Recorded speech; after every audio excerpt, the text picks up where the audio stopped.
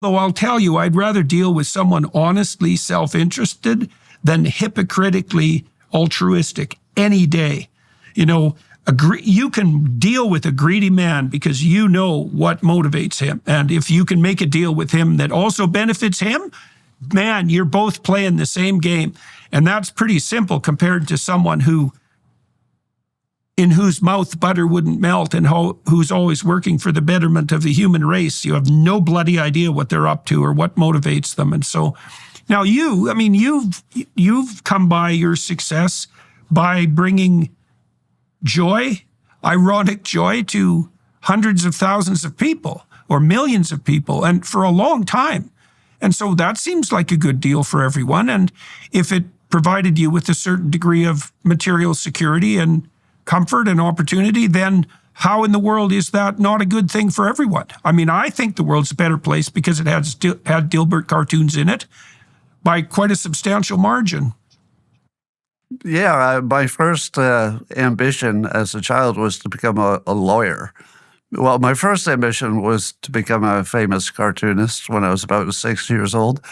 But I soon found out that it's very hard to become a famous cartoonist, and the odds were very much against me. So I went through this age of reason from about age 11, where I was like, I better do something that will work. But the more I thought about being a lawyer, I was sort of pre-law in my mind in college. The more I thought, wait a minute, the only way I can win as a lawyer is by making somebody else lose. I mean, there might be some exceptions to that, but generally it's an adversarial system. And I thought, if I lose, I'm going to feel bad. And if I only win because I made somebody else lose, I'm going to feel a little bit bad about that too, depending on how badly I won. And so I thought, what about entertainment? Who loses when you get entertained? Nobody. They win, I win. So I thought, well, I'll go into some place where everybody wins.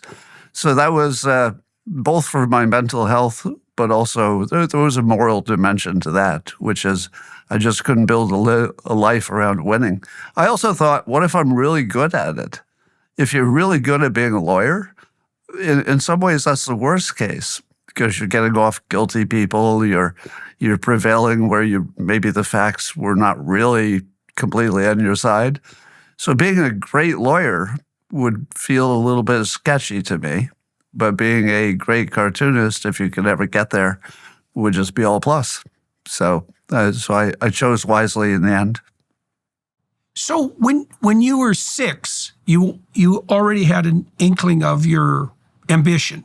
And what were you? Who were your idols? Who were your cartooning idols? I saw an article about Charles Schulz in a big magazine display, and I saw him standing there in his sweater and looking a lot like I look now with the glasses and everything, and I thought to myself, wouldn't that be the best job in the world? He draws one comic a day, and he's world famous, and he's got airplanes and stuff, and I thought, yeah, I'll just do that. But, that's when you're a kid and you think you can be an astronaut or a NBA player if you just try really hard. But eventually, I became smart enough to know it was impossible. And then I gave up that dream for years, as I mentioned. It wasn't until I was well into the corporate world and I learned that doing a good job in the corporate world doesn't exactly perfectly correlate with success. That there are just so many other factors that can take you down. That's when I started doing things that didn't make sense. They were sort of irrational. So I thought, well, I'll just try to become a cartoonist, even though I don't know how to do it. And there was a weird sequence of events that allowed me to get into it. It was so weird it made me, doubt the nature of the universe, to be honest. As a spouse, a parent, or a leader, people count on you. But if you're constantly tired, unfocused, and just not feeling like yourself, how can you show up the way they need you to? That's where Merrick Health comes in. Merrick is a premier health optimization platform that uses comprehensive lab work, not guesswork, to uncover what's really going on in your body. Hormones, thyroid inflammation, nutrient levels, the markers that matter. Their expert clinical teams build a personalized, research-backed plan just for you, whether it's lifestyle changes, supplements, or prescription treatments. When you know what's going on inside, you can leave with clarity, show up with energy, and stay sharp for your family, your team, and yourself. Head over to merrickhealth.com and use code Peterson for 10% off to join their guided optimization program with your personal medical team. That's merrickhealth.com, code Peterson. Stop guessing, start leading, and start with Merrick Health. You said you weren't very sensible and you were dreaming of impossible fame like Charles Schulz had. I mean, he had rockets named after his characters. I mean, that man was at the top of the world for a good while. And then you got sensible and you studied pre-law, and then you took a nosedive, let's say, into the corporate world, and then you stopped being sensible, and then something impossible happened. So, and then you made an allusion to that. You said you had experiences that were so off kilter, let's say, that it made you doubt the structure of the world. So, hey, man, elaborate on that. So I took a class in hypnosis when I was in my 20s because my mother had given birth to my little sister while being hypnotized because my family doctor was a hypnotist.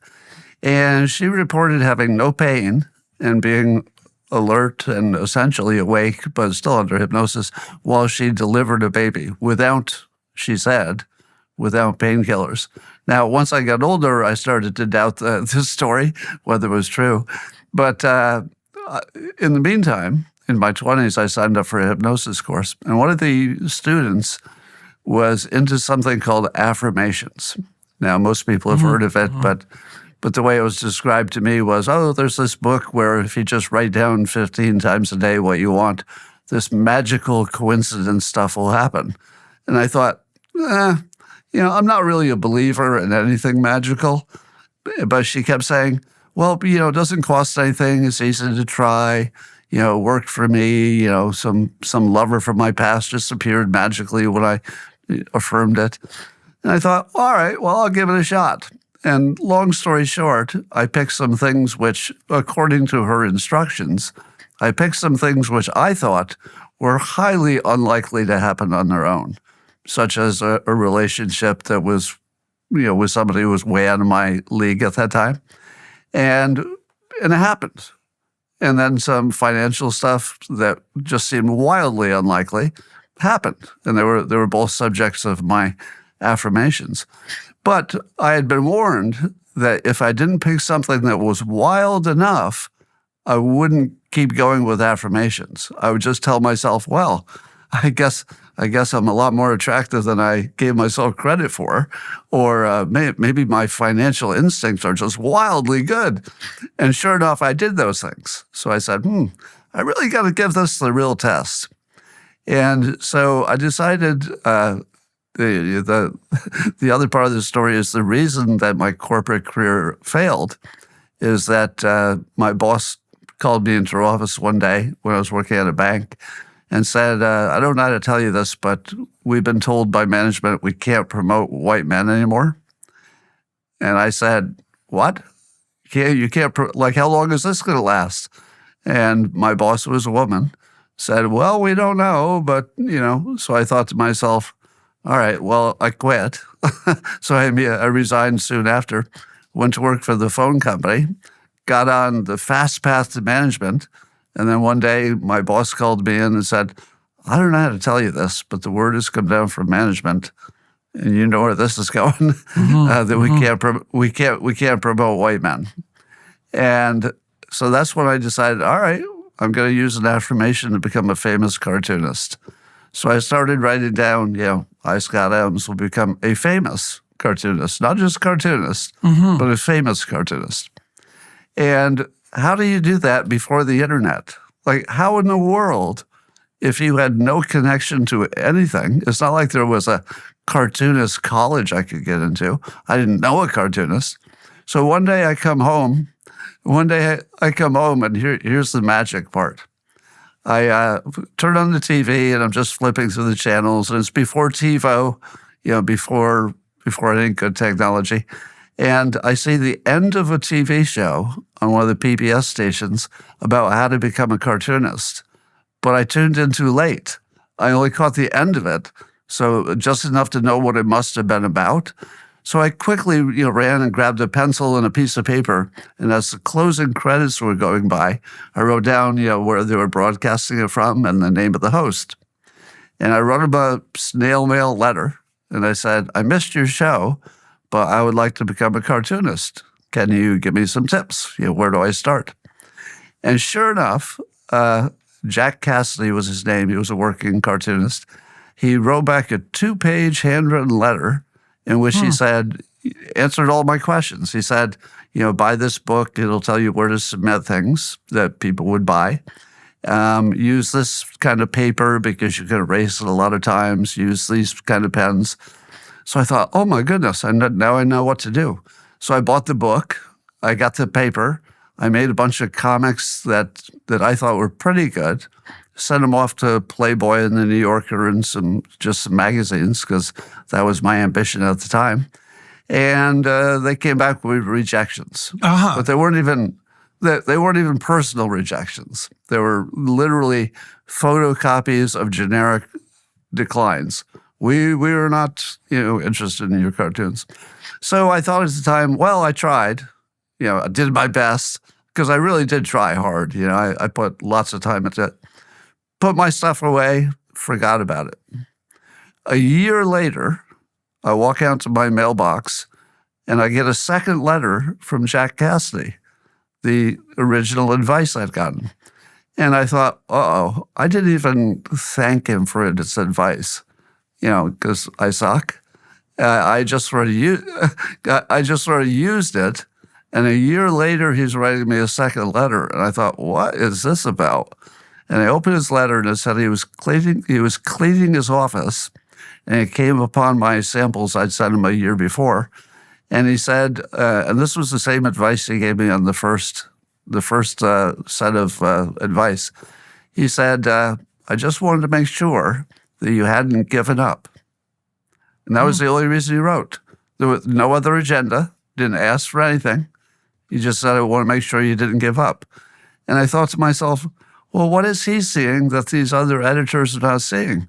So I thought to myself, I'll raise my standard. Instead of trying to get published in a magazine, which might give you a few $100s a month, I thought I'll try to become a syndicated worldwide cartoonist like Peanuts and, do the hardest thing you can do as a cartoonist, which is to break into that market. So I put together some samples that were now Dilbert because I'd been doodling him at work, and a coworker gave him a name, Dilbert, and sent them off to the half a dozen cartoon syndicates. Now, they're the ones that give you the big break. There were only half a dozen of them at the time. There are fewer of them now. And if they said yes, they would work with you to sell your comics to all the newspapers in the world. So if you got that break, that's like the break. So I sent off my samples because I had that book that had been recommended to me, so I knew where to send them. And the rejections started trickling in. And one of them suggested that maybe I should find an actual artist to do the drawing for me. Yow. Yeah. So that's the kind of feedback I was getting. So once I was pretty sure I had all the responses that I was going to get, I said, well, now I've tried as hard as I can twice. But, I'm no fool. I'm not going to just keep chipping away for nothing. So I put all of my art materials away in the closet, and I worked on my tennis game, and a few months went by, and one day the phone rang. And it was a woman who said that she was an editor for some company I'd never heard of, some company called United Media. And I checked my notes quickly, and I hadn't sent my samples to anybody by that name. But she said, we saw your samples. I didn't know how. And she wanted to offer me a syndicated cartoonist contract. And I thought, okay, that would be the big break. But since I hadn't heard of this outfit, I said, well, I'm very flattered, but I've never heard of your outfit, this United Media Company. Is there any cartoonist that you work with that's been published? Have you worked on anything like cartoons in magazines or a pamphlet or anything? And there's this long pause. And she says, yeah, we handle Peanuts. And and Garfield and Marmaduke, and when she got to about the 12th name on the list, I realized that my negotiating position had been compromised. and I said, hell yes, got a lawyer, got a contract, and it went from there. So let's take apart the affirmation issue, okay, and delve into that a little bit.